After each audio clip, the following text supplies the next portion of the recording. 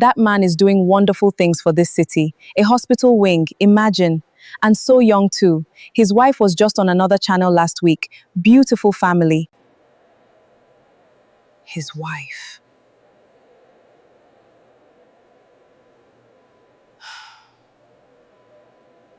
Yes, they have been married what? 4, 5 years now? 2 children, I think. God bless them. We need more men like that in this country. And your lovely wife is here with you today?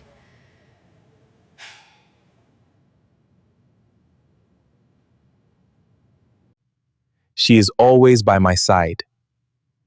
That is the only way I know how to do anything.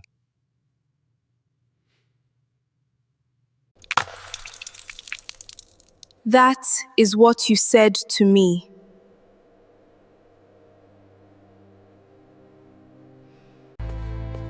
Mommy! Mommy, what happened? Are you okay? I'm fine, Chioma. It's just a spill. Are you sure? Let me help. I am fine. I am fine. Come, we are going. Mommy, that man on the television. Mommy, why does he look like the photograph? The one in your room. Mommy. Come, I said we are going.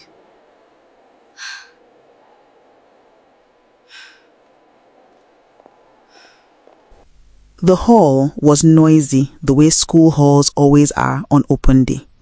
Children running between displays, mothers comparing their children's artwork pinned to the walls, teachers standing in clusters with warm smiles and folders tucked under their arms.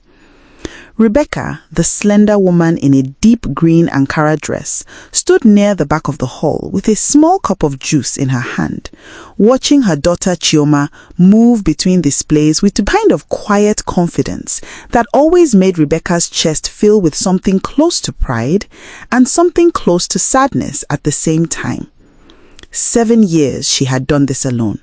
7 years of school fees and parent-teacher meetings and birthdays with no second voice in the room. She had learned to carry it all without showing the weight. The television on the far wall was tuned to a news channel. Nobody was really watching it. It was just light and sound in the background, the way televisions always are in rooms full of people. Rebecca was not watching it either. She was watching Chioma trace her finger along a map of Nigeria pinned to a display board, pointing to Port Harcourt with the focused expression of a child who takes everything seriously. Then the news anchor's voice cut through the noise just enough.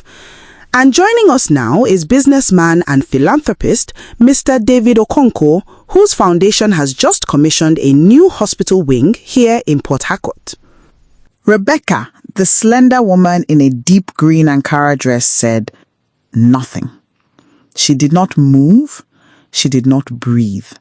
Her cup of juice tilted slightly in her hand without her noticing.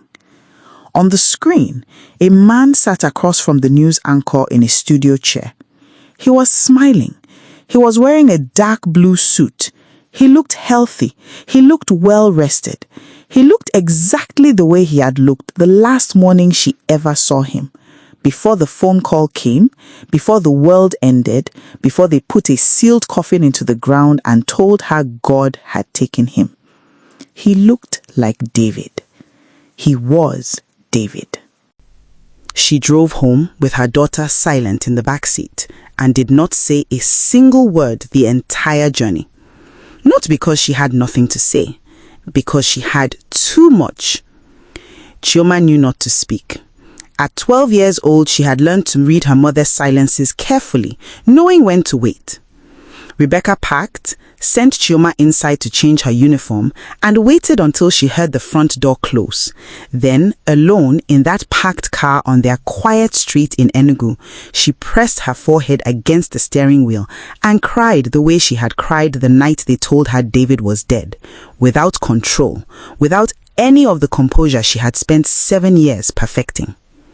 She allowed herself 4 minutes. Then she wiped her face, picked up her phone, and started to look. It did not take long. He was not hiding. David Okonkwo Port Harcourt, businessman, philanthropist, foundation director.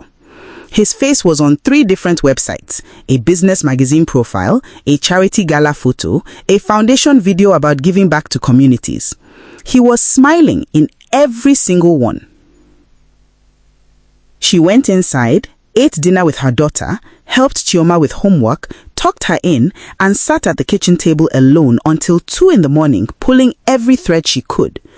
By bedtime, she had his office address, his foundation's name, and a photograph of the woman tagged as his wife, Sandra.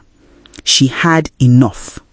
7 years of questions that had never made sense were rearranging themselves into something that made terrible, perfect sense. The coffin had been sealed. She had asked to see him. Mama David, his mother, the tall, cold woman who had never once looked at Rebecca as though she belonged in her son's life, had held her arm and said gently that it was better this way, that the accident had been severe. Rebecca had been too deep in shock to fight. She had wept at a grave for a man she never actually saw dead, because why would a mother lie about her own son's death? She understood now why the coffin was sealed. There was nothing inside it. She booked a bus to Port Harcourt 4 days later, telling Chioma she was visiting a supplier. She did not know exactly what she would do when she arrived. She only knew she needed to see him with her own eyes, not on a screen, breathing, living the life that was supposed to have ended 7 years ago. She found his office building, a glass-fronted block with his foundation's name on a board near the entrance. She sat in a small restaurant across the road and watched the entrance for 2 hours. At 3:30, he walked out. He was taller than she remembered, laughing at something his colleague said, carrying a leather folder, walking with that slightly unhurried stride she used to tease him about. Rebecca sat very still, her pepper soup going cold, and watched the man she had buried get into a waiting car and drive away. She did not follow him. She ordered tea instead, and she thought. By evening, she had made her decision. She was not going to confront him in the street.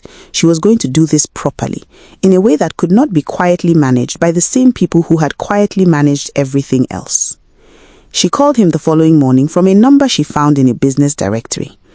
David, the man whose voice she had not heard in 7 years, said, answering with the ease of someone expecting a professional call, "David Okonkwo speaking." Rebecca, the woman sitting alone in a guest house room in Port Harcourt, said, very quietly, "David, it is Rebecca." The silence on the other end of that line lasted so long she thought the call had dropped. David, the man whose voice she had not heard in 7 years, said, barely above a whisper, "Rebecca, Rebecca Okafor." Rebecca, the woman sitting alone in a guest house room in Port Harcourt, said, "Yes." David, the man whose voice she had not heard in 7 years, said, barely above a whisper, his voice breaking at the edges in a way she had not expected, "They told me you are dead." She had prepared herself for many things. She had prepared for denial, for anger, for him to hang up, for him to pretend. She had not prepared for those 6 words and the way they landed, not as an excuse, not as a deflection, but as the sound of a man discovering that his grief too had been manufactured by the same hands that had manufactured hers. They met that afternoon in a quiet corner of a hotel restaurant, neutral ground, public space. She had chosen it deliberately, somewhere he could not raise his voice, somewhere she could leave if she needed to. He looked at her the way people look at things they were certain no longer existed, as though the world had simply rearranged its rules without warning, and he was only now being told. David, the man whose voice she had not heard in 7 years, said, sitting across from her, his hands wrapped around a glass of water he had not touched, "I was badly hurt, Rebecca. 3 weeks in the ward. When I was strong enough to ask for you, they told me you had gone, taken the money, left with another man, said you never wanted to see me again." Rebecca, the slender woman in the deep green Ankara dress, said, not raising her voice, "I was at your funeral, David. I stood at your grave with our daughter and watched them lower a coffin into the ground, and your mother held my arm and told me God knows best. That is where I was while you were in a hospital asking for me." The water glass in David's hand shook. He had a daughter. He had been told the pregnancy ended in miscarriage from the shock of his death. Chioma was 12 years old. Chioma was alive. She had grown up with a photograph on a shelf and a story about a father taken too soon, and not one word of it was true. When David finally understood the full shape of what had been done to them, both of them simultaneously, with a cruelty so deliberate that it required planning, he pressed both hands over his face and did not speak for a long time. Rebecca waited. She had waited 7 years. She could wait a few more minutes. The architecture of the lie was almost impressive in its thoroughness. Mama David had moved while David was still in the hospital, cleared his account into a new one in his name, told Rebecca he was dead, staged a burial with a sealed coffin, then fed David a parallel story about Rebecca's abandonment. By the time he was discharged, the narrative was complete on both sides. The inheritance had made it worth her effort. David's father had died 8 months before the accident, leaving a property portfolio in both David and Rebecca's names. He had insisted her name be included. Mama David contested it and lost. Then the accident happened and she saw her opportunity and took it with both hands.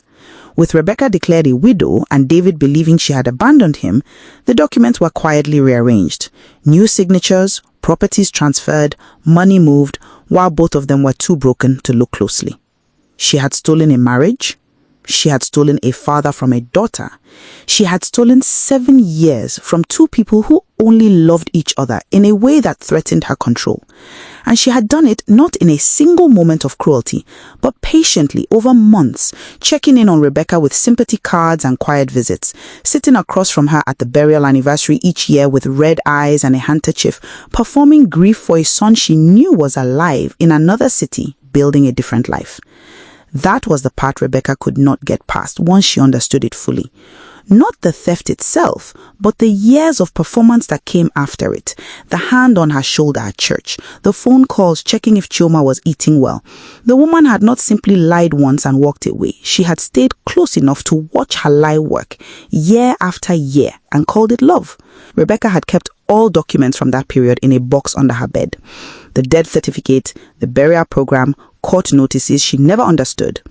She had been keeping evidence without knowing it. David had the original property papers, bank records, and hospital admission records placing him alive in an Enugu ward while his own funeral happened across town. They spent 3 days compiling everything. David's lawyer joined on the second day and made arrangements with a quiet precision.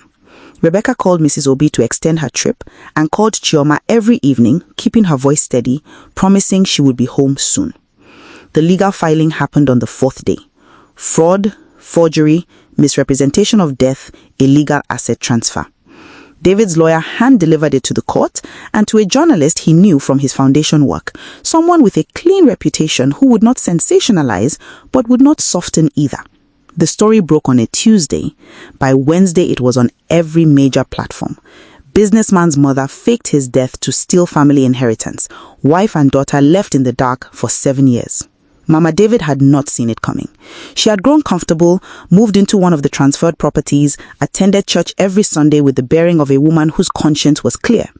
The journalist's story included the forged death certificate, the hospital admission records dated the same week as the staged funeral, the property filings, and a photograph of Chioma captioned, "She grew up believing her father was dead. He was alive the entire time." By Friday, her name was in every market conversation in the city. Her properties were frozen. Her accounts were flagged. She called David. He did not answer. She sent a message through a relative asking for mercy, the mercy she had never once offered the woman she had kept in the dark for 7 years. He read it, set his phone face down, and looked across at Rebecca, who was reading through paperwork with the focus of someone reclaiming territory 1 page at a time. He did not reply. Rebecca flew home to Enugu on Saturday morning. She knocked on her own front door, not wanting to startle Chioma, who had not expected her until Sunday. Chioma, the serious-faced girl in a white school uniform, said, quietly, already knowing something large had shifted, "You found something, didn't you?"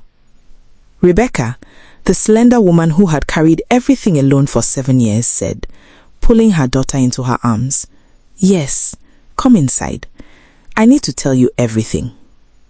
They sat at the kitchen table for 2 hours. Rebecca told her the whole truth in simple language, without softening it beyond what a 12-year-old needed to understand without being destroyed by it. Chioma listened the way she always listened, completely, quietly, her forehead creased in concentration. When Rebecca finished, Chioma sat in silence for a long time. Chioma, the serious-faced girl who had grown up with a photograph and a grave, said, looking at her mother steadily, "Is he a good person, my father? Is he actually good?" Rebecca, the woman who had watched his voice break when he understood what had been done, said, without hesitation, "Yes, he is." Chioma nodded slowly, filed it the way she filed everything. Chioma, the serious-faced girl who had grown up with a photograph and a grave, said, after a long pause, "I want to meet him, but not yet, not until I am ready." Rebecca, the woman who had not rushed anything in 9 days, said, covering her daughter's hand with her own, "Okay, when you are ready, not before." The court proceedings took 4 months. Rebecca and David attended every hearing, sitting on the same side of the courtroom, not as a restored couple, but as two people wronged by the same hand, seeing it through together. There was love there still, carefully folded, waiting, but they did not rush it. 7 years had passed. They needed to become known to each other again, slowly, without the pressure of a story demanding a happy ending. Mama David was convicted on 3 counts: fraud, forgery, and filing false documents with intent to defraud. The properties were returned. The money that remained was ordered repaid. She stood in court and heard a judge read out 7 years of her decisions in flat legal language, and everyone she had ever impressed with her church attendance understood what she had actually been. She did not weep. She was too proud for that, but her hands shook. Rebecca noticed, quietly, from a distance, without flinching. She did not feel satisfaction exactly. She had never wanted this. She had wanted ordinary things, and they were stolen and dressed in grief and silence, so she would never think to look. But she had looked. She had always been someone who looked. Outside the courtroom, David stood beside her on the steps in the afternoon light. Chioma stood on her other side. They had met 3 weeks earlier. A careful, quiet meeting in Rebecca's living room with tea and akara, and a conversation that lasted 4 hours and left all 3 of them exhausted and something close to whole. Chioma had come into that meeting with her arms crossed and her chin lifted, 12 years of unspoken questions sitting behind her eyes, and David had not tried to rush past any of it. He had simply answered everything she asked, slowly, honestly, even when the answers made him look weak or foolish for believing the lies he was fed. By the end of those 4 hours, Chioma had not called him daddy, but she had let him walk her to the gate when he left. And for Rebecca, watching from the doorway, that had felt like enough of a beginning. David, the man who had also been kept in the dark, said, looking straight ahead, his voice steady, "What do you want to do now?" Rebecca, the woman who had built everything alone and had nothing left to prove, said, looking straight ahead, a small exhale leaving her body like something she had been holding for 7 years. "I want to go home. I want to eat. I want Chioma to finish her homework. And after that, after all of that, we will see." He nodded. He understood, better than most men would, that "we will see" was not a rejection. It was an honest answer from a woman who had learnt, the hard way, never to promise more than she could actually give. Chioma, the serious-faced girl who had met her father 3 weeks ago and was still deciding what she thought about it, said, slipping her hand into her mother's without looking up, "Can we get suya on the way home?" Rebecca, the woman who had survived everything, said, the smallest, most real smile crossing her face, "Yes, we can get suya."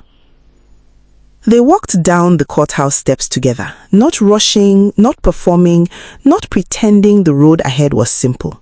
Behind them, somewhere in the building they were leaving, a woman who had once stood at a false graveside with sad eyes was being processed into a system that would finally hold her accountable for every year she had stolen.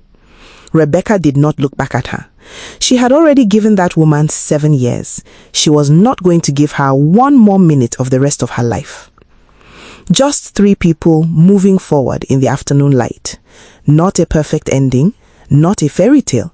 Something better, something true. They had been kept in the dark for 7 years, but the dark, it turned out, had a limit, and she had found it. If this story touched you, please like and subscribe. Share it with someone who needs it today. And drop a comment. We want to hear from you. God bless you.